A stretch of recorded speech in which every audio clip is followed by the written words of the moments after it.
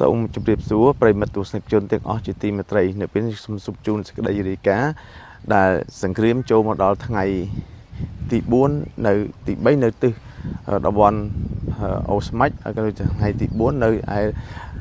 ឯខាងទិសព្រះវិហារអញ្ចឹងនៅពេលនេះគឺតាំងពីព្រឹកមកមានការបាញ់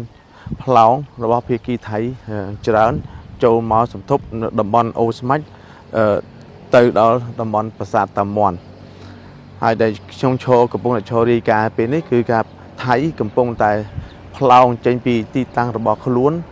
នៅទល់មុខក្បែរជំហៀងម្ដុំភូមិសាស្ត្រខាងខ្មែរអូស្មាច់ហើយខាងថៃនៅខាងនោះបាញ់ទៅរកប្រាសាទម្ដុំតាកបីម្ដុំតាមាន់នៅទីនោះហើយ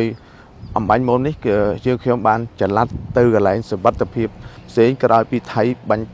ផ្លោងខ្លាំងហើយយើងក៏បាញ់ឡង BM ចង់សទឹកត្រឡប់ទៅវិញដែរអញ្ចឹងពេលដែលយើងបាញ់ខ្លាំងវាក៏បាញ់ខ្លាំងអញ្ចឹងខ្ញុំបញ្ជារកកន្លែងសុវត្ថិភាពដើម្បីផ្សាយអញ្ចឹងមកដល់ទីនេះគឺ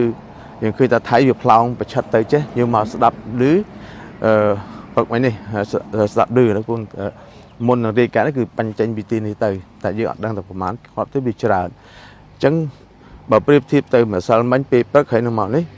គឺព្រឹកនេះរៀងច្រើនគួរសមដល់ឡែកសេចក្តីរាយការណ៍ផ្សេងទៀតបានដឹងថានៅ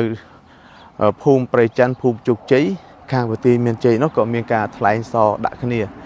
ផងដែរអញ្ចឹងព្រឹកនេះគឺថាឡងទៅឡងមកខ្លាំងមែនតើបាទខ្ញុំសូមធ្វើសេចក្តីរាយការណ៍ខ្លីប៉ុណ្ណេះសិនប៉ុន្តែនៅខាងតំបន់មុំ3ក៏មានការថ្លែងសរដាក់គ្នាខ្លាំងដែររៀងស្រាលបន្តិចនៅតំបន់ទិសប្រាសាទព្រះវិហារហើយនៅក្នុងចំណុចពីប្រាសាទពីអូស្មាច់ទៅប្រាសាទតាមាន់គឺថាថ្លែងសរដាក់គ្នាខ្លាំងបាទខ្ញុំសូមធ្វើសេចក្តីរាយការណ៍ប៉ុណ្ណេះសូមអរគុណ